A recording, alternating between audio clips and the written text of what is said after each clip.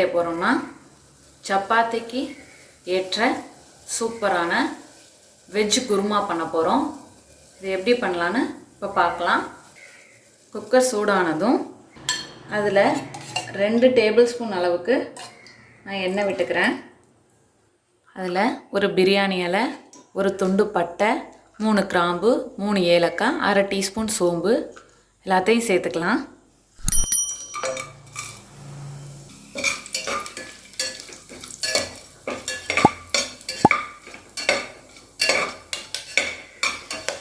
இப்போ பொரிஞ்சிடுச்சு, சோம்பு பொரிஞ்சிடுச்சு. இப்போது ஒரு பெரிய சைஸ் வெங்காயம் எடுத்து சின்னதாக கட் பண்ணி வச்சுருக்கேன். இதையும் சேர்த்துப்போம்.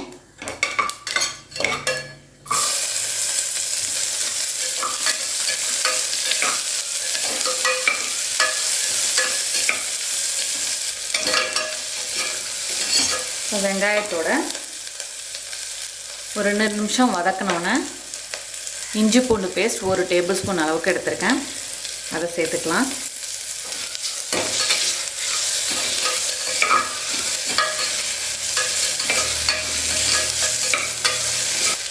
அதோட ஒரு தக்காளி சின்னதாக கட் பண்ணி வச்சுருக்கேன். அதையும் சேர்த்துக்கிறேன்.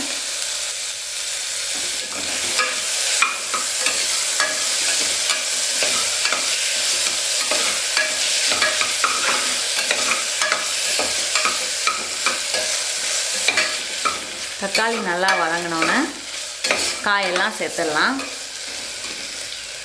நான் 7 பீன்ஸை சின்னதாக கட் பண்ணி வச்சுருக்கேன். ஒரு பெரிய சைஸ் கேரட்டை பொடியாக கட் பண்ணி வச்சுருக்கேன். அதோட நான் ஒரு உருளைக்கிழங்கு சேர்த்துருக்கேன். சின்னதாக கட் பண்ணி சேர்த்துருக்கேன்.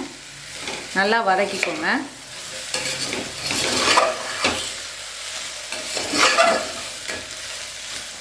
இப்போ மசாலா சேர்த்துடலாம். கரம் மசாலா 1 டீஸ்பூன் எடுத்திருக்கேன். அதையும் சேர்த்துக்கிறேன்.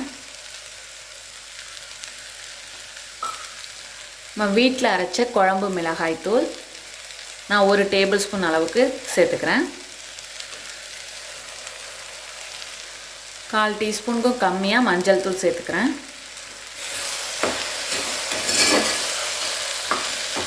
ஃப்ளேமை சிம்மில் வச்சுக்கோங்க.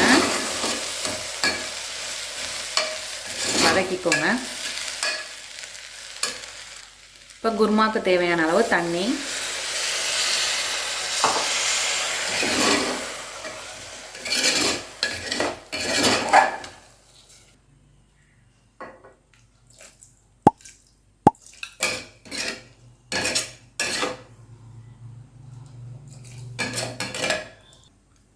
குருமாவுக்கு தேவையான அளவு உப்பு சேர்த்துக்கிறேன்.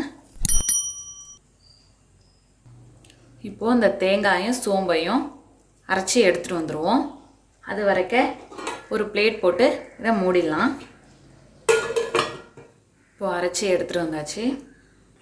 ஓப்பன் பண்ணி பார்க்கலாம். நல்லா கொதிச்சிடுச்சு. இப்போ நம்ம அரைச்சி வச்சுருக்க தேங்காய் பேஸ்ட்டை சேர்த்துக்க போகிறோம்.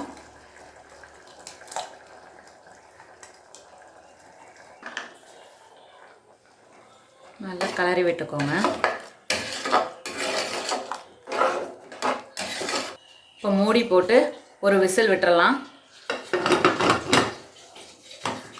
ஒரு விசில் வந்துடுச்சு. ப்ரெஷர் போனதும் ஓப்பன் பண்ணி பார்க்கலாம்.